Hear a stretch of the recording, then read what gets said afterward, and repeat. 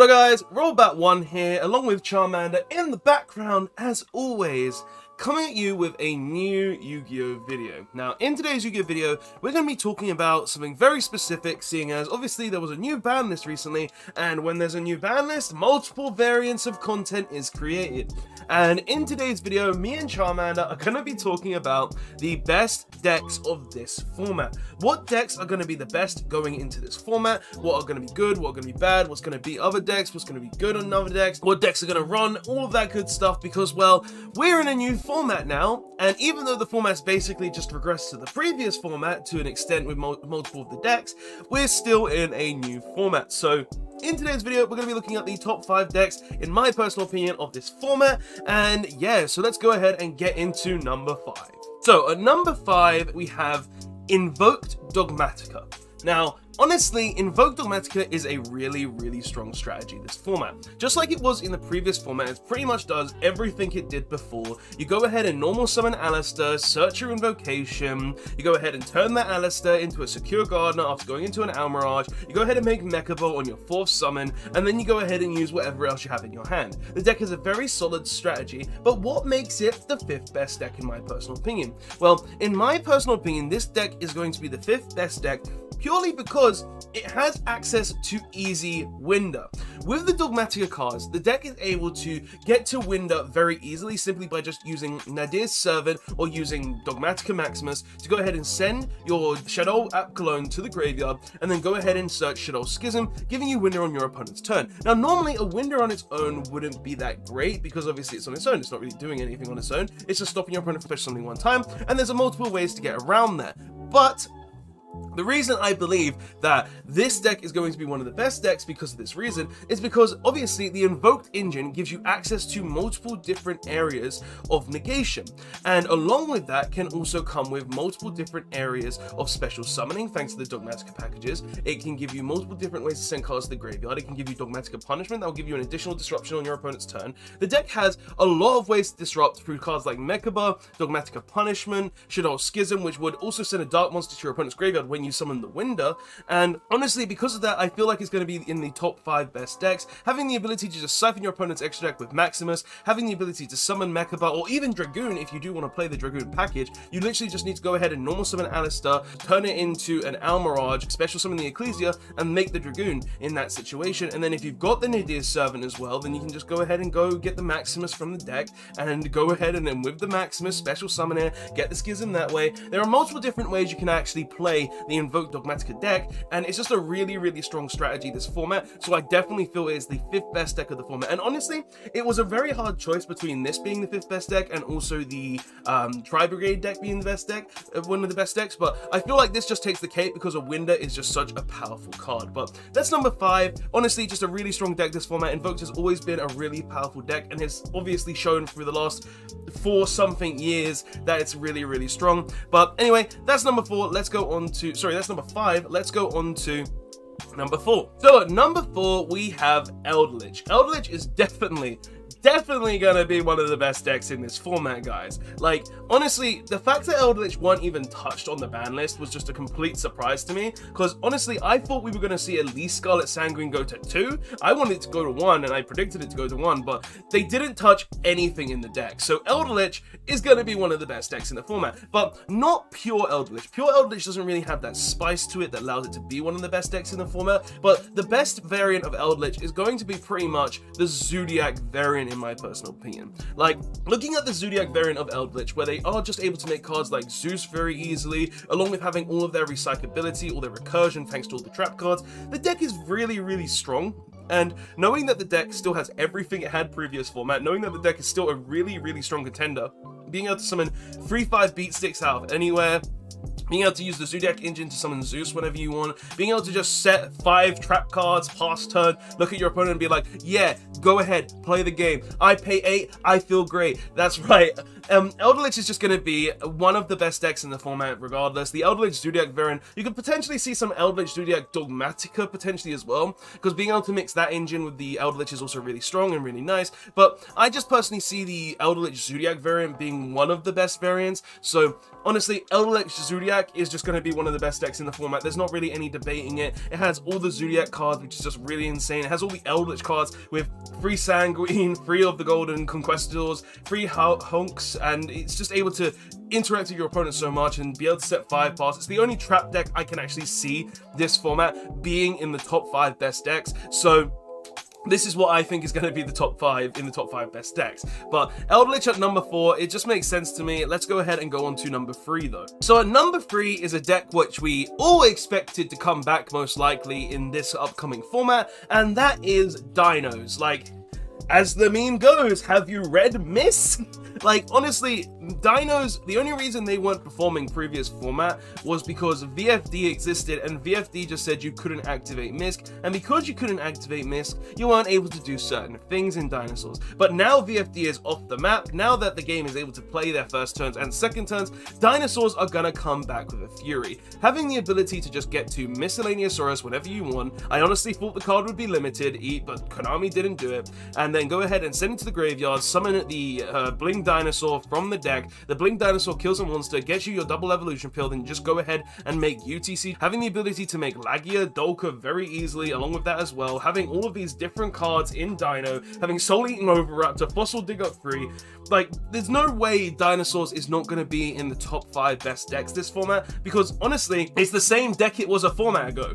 It's literally just the same deck. It's going to do the same things. It's going to use Lost Worlds, give you a token, it's going to normal summon Soul Eating Overraptor, Soul Eating Overraptor will get you the Miscellaneousaurus, then you're going to get to UTC somehow, banish your Giant Rex will trigger, go ahead and summon it to the board, make your Lagia Dolka, go ahead and even make the Wind Barrier statue combo with the Reaperdocus, where you turn your dinosaur monster into a winged beast monster, make the Samorg Link, and then after that you go ahead and summon the Wind Barrier statue with a UTC, just stopping your opponent from playing the game. Like, honestly, Dinosaurs are the same they were a format ago. They're still gonna be one of the best decks. Misk is just an insane card that really should have been put to 1 or even banned in my opinion, but Konami were just like, nah, Dinosaurs are fine, it's all good, we can give them their stuff back, they can keep their stuff, we're not gonna take anything from them. And now they're just gonna be back in the game with a fury, with the Samorg Lock, the UTC, or the Reaperdocus, all of this other stuff, and it's just gonna be absolutely insane. So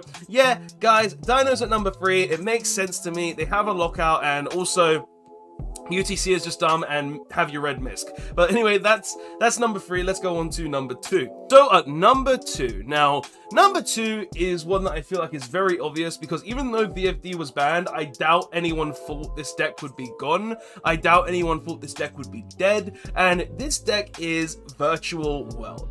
Virtual World are pretty much untouched. All they lost was VFD, and losing VFD means absolutely nothing to Virtual World. You want to know why it means absolutely nothing to Virtual World? Well, because the deck can still just hand loop your opponent. The deck is able to go through a specific combo using cards like Cloud Castle, x-saber Gothams, and all of these other cards to be able to hand loop you, go into their various combo, go ahead and hand loop you, get rid of all your cards in hand, go onto these other disruptions with like Gossip Shadow and stuff, be able to make other rank 9s, such as the new rank 9 that came out in Blazing Vortex. There'll be a picture of it on the screen. I can't really remember the name.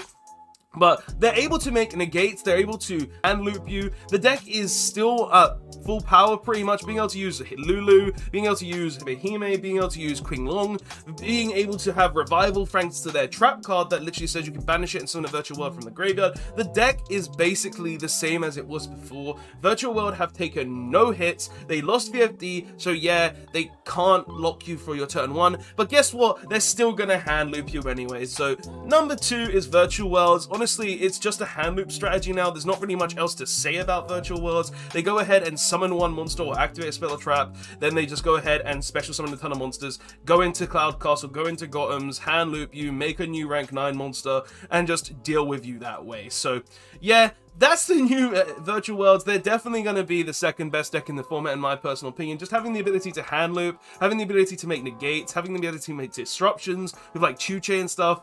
It makes sense if you can hand loop your opponent for like 2 to 3 cards and then also make some disruptions. You're gonna win the game. So yeah, number 2, Virtual Worlds. It's a hand loop strategy now. we all saw this coming if Virtual World got banned. I saw this coming. I literally said Cloud Castle should be banned for a reason and VFD should stay because it's literally not going to change anything and it should have gone to 1. But hey, that's just it. Konami made this choice and now we're dealing with Virtual World hand moves. But number 2 is Virtual World. Let's go on to number 1. So at number 1, the best deck of this format, the deck that honestly is going to be the best because Konami made a big mistake. And Charmander's favorite deck, and the best deck of this format is going to be Dragon Link. I don't think I have to explain why Dragon Link is going to be the best deck, because, well, they gave us Buster Whelp back, Destruction Sword. They gave us the card that says, oh, my opponent can't special summon back from the extra deck. So if my opponent can't summon from the extra deck, they can't win the game. And if they can't win the game, that means I win the game. All because I said my opponent can't summon from the extra deck. And you're probably thinking, Buster, well, but that Union Carrier is gone. Yeah, it doesn't matter in Dragon Link. Not at all. Dragon Link is going to be the best deck for a couple of reasons. The first being DMZ Dragon, the card that literally says I can target one dragon monster of level 4 or lower in my graveyard, a dragon monster I control, and equip it to that dragon monster. We put Buster Whelp in the graveyard, summon DMZ Dragon, target our Boral Savage Dragon, and then go ahead and equip the Buster Whelp for successfully creating the Buster Lock. Konami, you gave us back Buster Lock. You gave it to Dragon Links. Dragon Links have never been hit. That's only the first reason. The deck can end on multiple negates. The deck is literally a whole 1 card to 2 card strategy deck that can go through multiple different hand traps. I don't think I have to explain why Dragon Link was one of the best decks in previous formats because, well, the deck just has so much. With LP being able to summon from the deck, it gets the DMZ Dragon or a Rotor very easily. It has ways to hand loop your opponent for 1 or 2 cards using Chaos Dragon, Levianeer. The deck has Tracer Dragon that can just go ahead and get a free summon from the deck, and being able to abuse DMZ Dragon in the deck is not only privy to the Buster Lock, but you can also abuse it with the Dracunity Phalanx by equipping Phalanx multiple times in a turn to different monsters and then summoning it back to the board to be able to go into even more plays. Like, when I say Dragon Link is going to be the best deck, I'm not exaggerating. The deck literally has multiple end boards that end on multiple negates, that can end on multiple different scenarios. Like, legit, I think the least amount of negates I've ever made in Dragon Link with the Buster Lock is 2, and that was 2 Appaloosa negates because I opened like 1 monster and then 5 hand traps, no, not 5 hand traps, 4 hand traps or something, and I was still able to make a full Buster Lock with the Appaloosa on 2 negates, which is ridiculous in my personal opinion, like how you're able to do that by abusing Phalanx. You're able to abuse Dragoon and stuff in the deck as well, being able to use cards like Dragoon. You're able to go ahead and summon the Boral Savage. You're going to be able to use Saruja. You're going to be able to do so much in the Dragon Link deck now that it's just going to be unstoppable. And Charmander, he's in the background thinking, yes, this is the best deck, yes, yes, yes. And I'm just like, why, Konami? Why did you give us Buster Whelp back? Why did you give us the ability to make a Buster Negate, a Buster Lock, and just look at our opponent and be like, yeah, we can do this. You can't, but we can do this. And it's just like, Konami, you made a very, very big mistake. But the best deck of the format, in my personal opinion, is going to be Rocket. Like, being able to Buster Lock, being able to make multiple negates, being able to just do so many different things in the Dragon Link deck that you can already do is absolutely insane. And honestly, the deck can play through up to 2 hand traps. It can main about 10 hand traps. And honestly, I just don't see this deck being bad. I just really, really can't see this deck being bad. I see this being the best deck. Every deck on this list needs to summon from the X deck to an extent, except for maybe Dinos. And honestly, I just see Rockets beating them all. You can't summon from the extra deck? Cool. I make multiple negates? Cool. You can't play the game whatsoever. You're gonna lose. And that's kind of the thing here. So, Rockets, best deck of the format. Honestly, guys, I don't see anything being better than Rockets. I can't see anything being better than Rockets for the fact that Buster Lock is just absolutely insane. And that's why it's the best deck of the format. But guys, this is just my thoughts and opinions on it though. Like, honestly, all of these decks are really, really strong. There was also the Tri-Brigade deck, the Lurelust Tri-Brigade deck, which I was kind of thinking about, would that be the best deck of the format? Would that be in the top 5 best decks? But I was just like, no, because of Alistair and because of the Window Lock and everything along those lines, being able to stop your opponent from special summoning multiple times is just really, really strong. So I felt like the Invoked deck would be a lot stronger in that category, but nonetheless, you could tell me your thoughts and opinions on that in the comment section below. But guys, honestly, what is your thoughts and opinions in the comment section below? Like, what do you think? Do you think that Tri-Brigade is going to be a better deck than maybe one of these decks? Do you think Invoked ain't going to really do anything this format? Do you think Dragon Link might be lower than Virtual World, or Dinos might be 1 because of Have You Read Mist? Do you think Lich has fallen off the map without VFD? I would love to hear all of your guys' thoughts and opinions, because honestly, this is just my thoughts. I've been looking at the decks in this format, I've been looking at different things, I've been thinking about what decks are really gonna be strong in this format, and this is just what I came up with the top 5 best decks of the format. But I would love to hear your guys' thoughts and opinions, so please tell me those in the comment section below. Don't forget to check out the description for all the links and all the stuff like that. And yeah guys, I'll go ahead and see you in the next video. Don't forget to like, comment, subscribe, and Charmander, yeah, you're happy. Dragon Link's the best deck. Yeah, you got what you wanted. Anyway, later all. Charmander, you lucky gun.